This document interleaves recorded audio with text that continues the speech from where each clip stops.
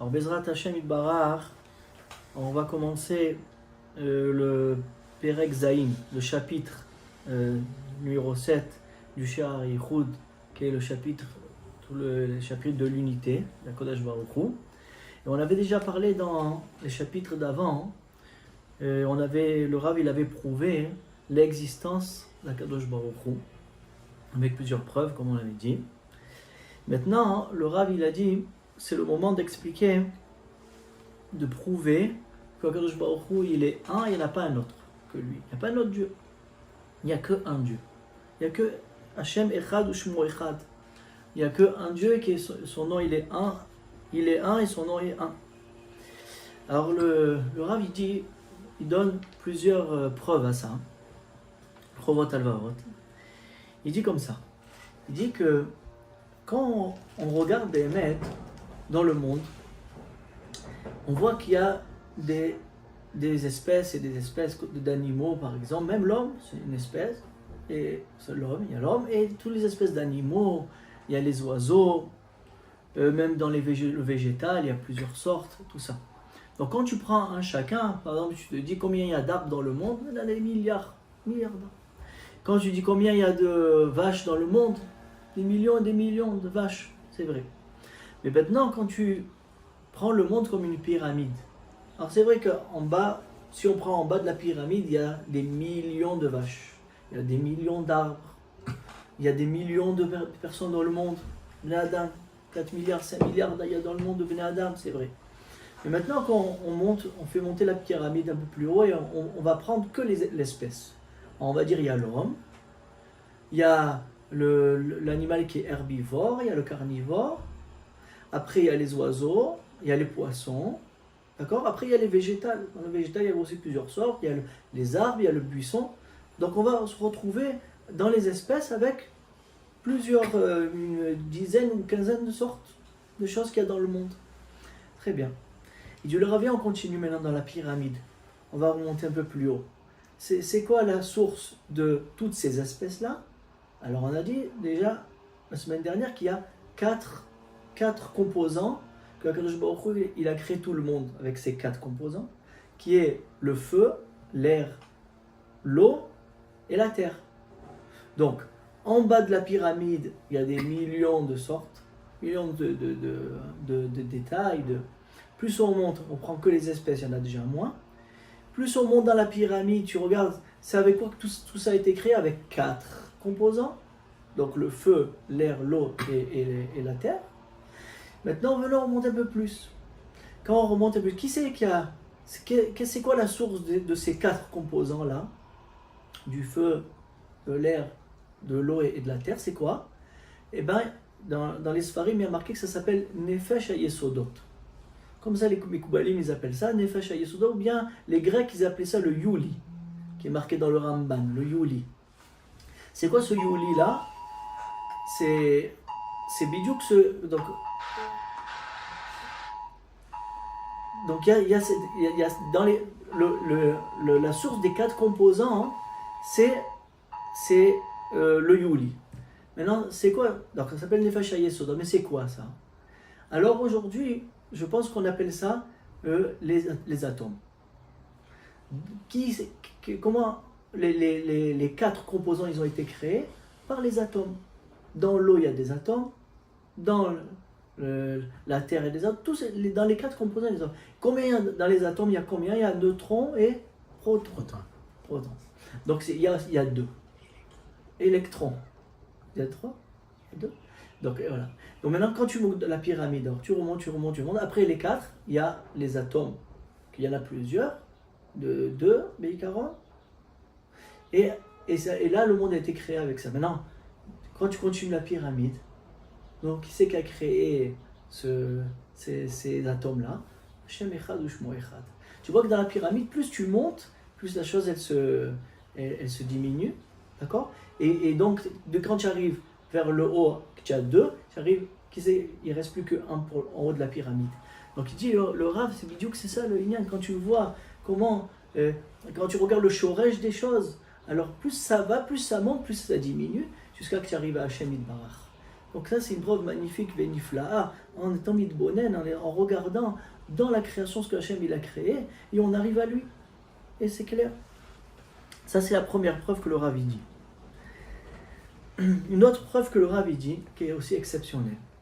Il dit, quand on regarde dans la Bria, dans la création, on voit que même toutes ces espèces qu'on a mentionnées tout à l'heure, en vérité, par exemple, toutes les espèces vivantes, que ce soit l'homme ou les animaux, ou les oiseaux ou les poissons, ils sont tous faits de la même chose.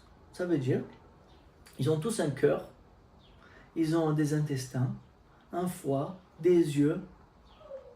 D'accord? Tout le monde est formé par l'intérieur de l'anatomie, de l'intérieur qui est comment c'est créé. C'est tout le monde avec le même cave. Tout le monde avec le même tracé.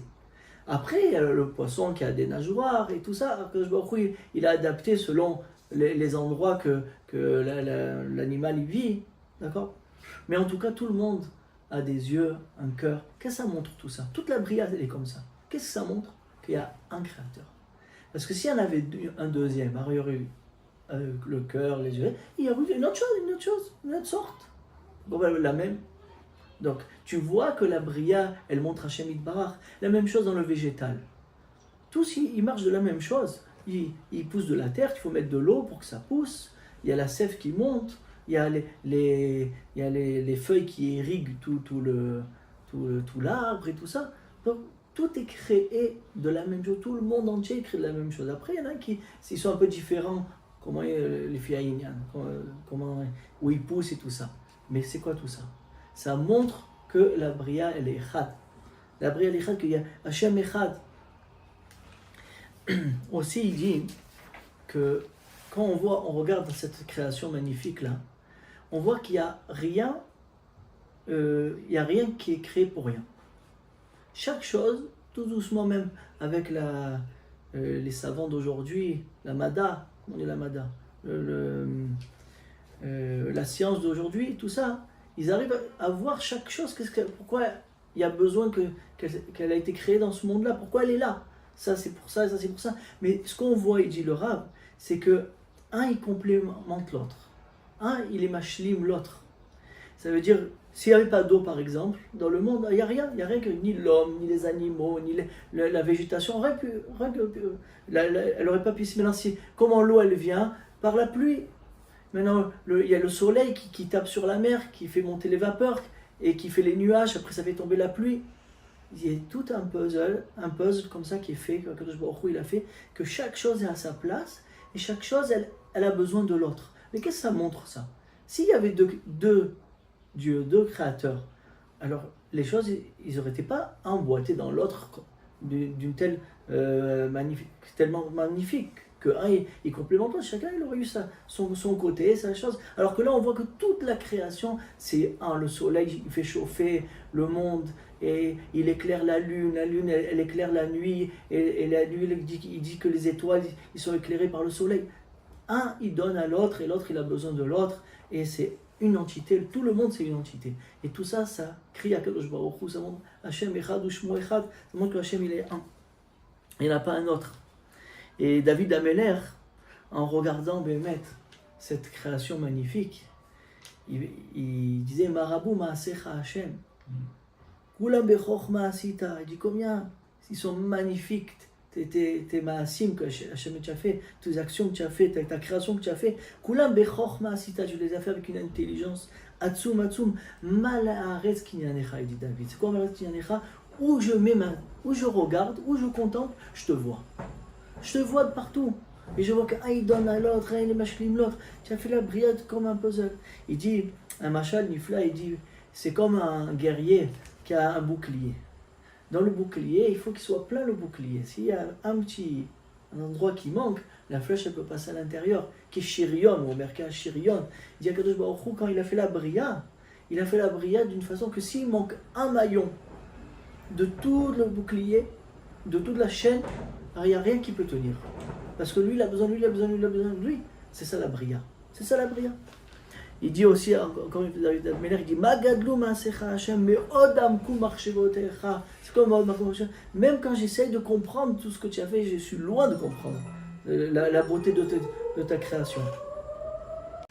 Le Rav dit aussi que, en fait, c'est comme ce monde-là, c'est comme une lettre que tu reçois, et tu es en train de la lire, et tu vois ce qui a marqué à l'intérieur, c'est un contenu avec beaucoup d'intelligence, beaucoup de chorma, et tu lis comme ça, tu lis toute la lettre jusqu'à la fin, tu dis, waouh, qui c'est qui a écrit une chose pareille? Et après tu te demandes, mais celui qui a écrit cette lettre-là, c'est une personne ou deux personnes? Il y a tellement d'intelligence dans cette lettre-là, c'est une personne ou deux personnes. Qu'est-ce que je fais? Je regarde l'écriture. Si je vois que depuis le début jusqu'à la fin, c'est la même écriture, je ne vais pas dire que deux personnes ont la même écriture.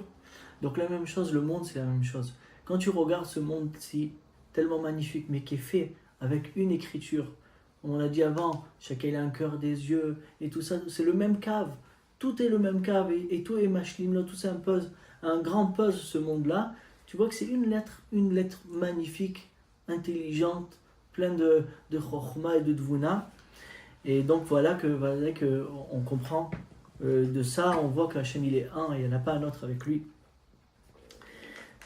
En vérité aussi, les Mekoubalim ils disent que ce monde-là il a été créé dans tous ses détails selon les mondes que Hachem il a créés en haut.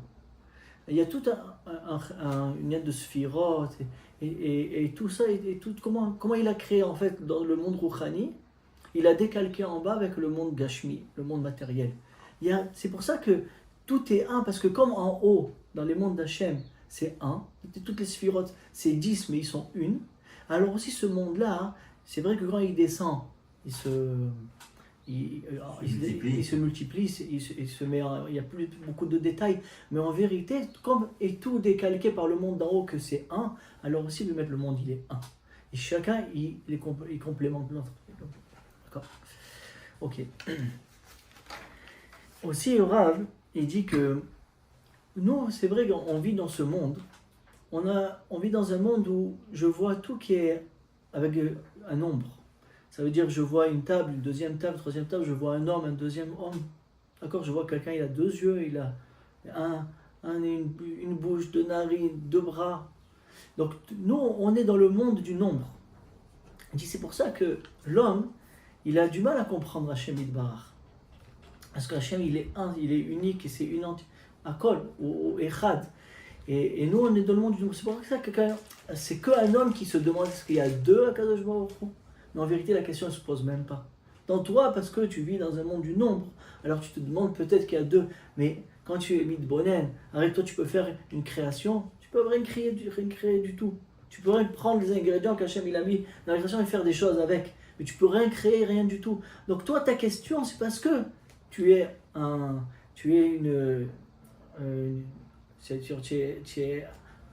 matériel et tu connais que ça, que le nombre. C'est pas ce que tu demandes, c'est quelqu'un de. Mais quand tu es mitbonen et tu vois tout ce qui est derrière cette bria, c'est sûr qu'il n'y a pas de nombre. C'est Echad, ou Shmo Echad.